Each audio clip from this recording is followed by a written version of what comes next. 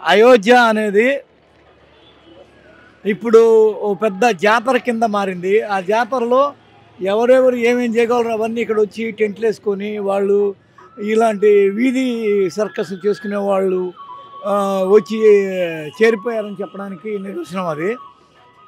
ఇక మనం ఈ వి అయోధ్య వీధులని చూసుకుంటూ వెళ్తే ప్రతి చోట ఏదో ఒక కోలాహలం, ప్రతి చోట ఏదో ఒక టూరిజం, ప్రతి చోట ఏదో ఒక జాతర కిందనమాట వాళ్ళకి. నాకు తెలిసి ఇది ఇక నుంచి విపరీతంగా లేకపోతే టూరిస్టులు వచ్చి టూరిస్టులు రాకతో అయోధ్య పురవీధులు ఒక గీత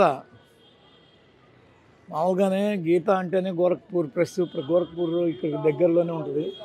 వీళ్ళకి గీత ఫ్రీగా ఇస్తున్నారు. మహర్షి వాల్మీకి ఇంటర్నేషనల్ ఎయిర్పోర్ట్కి వెళ్ళే దారి 15 కిలోమీటర్లే అది. ఇక్కడి నుంచి మేము లతా మంగేష్కర్ చౌక్కి వెళ్దాం అనుకుంటున్నాం. చూద్దాం. ఎక్కడ చూసినా రాముడి యొక్క ఆనవాళ్ళతో కూడుకున్న రాముడు, జాంబవంతుడు, లక్ష్మణుడు, పక్కనే హనుమంతుడు. ఇక్కడ చూడండి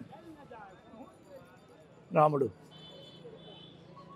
చక్కగా తీర్చిదిద్దినట్టుగా ఉంటుంది ఇది అందాలు.